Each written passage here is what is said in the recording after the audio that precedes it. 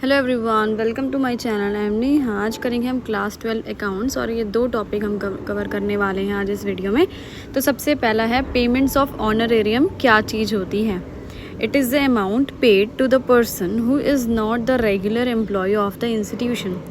यानी अगर किसी भी इंसान को पैसे दिए जाते हैं और कंडीशन ये है जो भी आपका इंस्टीट्यूट है या जो ऑर्गेनाइजेशन है वो उसका एम्प्लॉय नहीं है, वो वहाँ पे नौकरी नहीं करता है आपके ऑर्गेनाइजेशन में, ठीक है, तो कहलाया जाएगा payments of honorarium. Payment to an artist for giving performance at the club is example of honorarium. अब यहाँ पे देखो एक एग्जाम्पल दे रखा है कैसे, जैसे कि आपकी एक क्लब है, ठीक है, आपने उसमें एक आर्टिस्ट को बुलाया कि भाई तुम आओ और हमारे क्लब में आके परफॉर्मेंस दो, तो जाहिर सी बात है उसके बदले वो आपसे कुछ पैसे मांगेगा, तो उसे आप पेमेंट देंगे, तो ये कहलाएगा पेमेंट ऑफ ऑनरेरियम। क्योंकि वो जो आर्टिस्ट था आपकी ऑर्गेनाइजेशन में या क्लब में रेगुलरली एम्प्लॉय नहीं था, काम नहीं करता था, बाहर का कोई बंदा था जिसको आपने बुला के काम करवाया और पैसे दिए। This payment of honorarium is shown on the expenditure side of the income and expenditure account.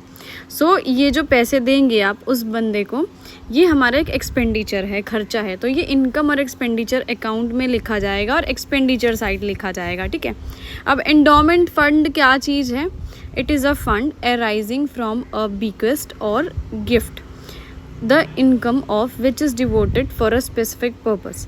अब ये कोई भी जो है, ये जो फंड है यानी जो हमें पैसा मिलता है, ये कोई गिफ्ट मिल सकता है हमें, कोई हमें गिफ्ट कर सकता है। बिकेस्ट का इधर मतलब है जैसे कोई ऐसा बोल दे कि मेरे मरने के बाद जो है ये सारी प्रॉपर्टी है, कैश या जो भी चीज़ है ये तुम लोग रख लेना, ऐसे कुछ ऑर्गेनाइजेशन को बोल जाए, विल में लिखवा दे, ऐसे करके टाइप से कुछ है ये।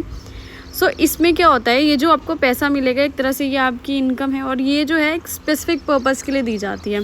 जैसे कि आपको ये पैसा या गिफ्ट के तौर में दे दिया गया, ठीक है, एंडोमेंट फंड का, और बोला गया इससे अपने एक बिल्डिंग बनवा लो या बिल्डिंग रिपेयर करवा लो, कुछ भी किसी भी एक पर्पस के लिए आपको ये पैसा दे दिया गया। Hence, it is a capital receipt and shown on the liabilities side of the balance sheet as an item of specific purpose fund. So ये जो पैसा है ये एक तरह की कैपिटल रिसीट है।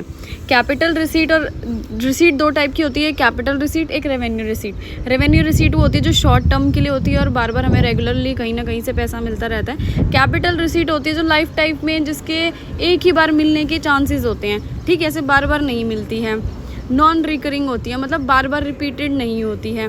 तो जो भी अगर ऐसा पैसा है काफ़ी बड़े अमाउंट में मिलता है और बार बार नहीं मिलता है, उसे कैपिटल रिसीट बोलते हैं और वो हमेशा लाइबिलिटीज़ साइड में आती है, बैलेंस शीट में आती है। और क्या नाम देंगे, स्पेसिफिक पर्पस फंड। भाई कोई भी अगर बड़ा अमाउंट का पैसा है और आपको एक बार लाइफ में मिल रहा है तो उस चीज़ को हम हमेशा कैपिटल रिसीट ही मानते हैं, बैलेंस शीट में ही लिखते हैं, लाइबिलिटीज साइड ही लिखते हैं, ठीक है सर। वीडियो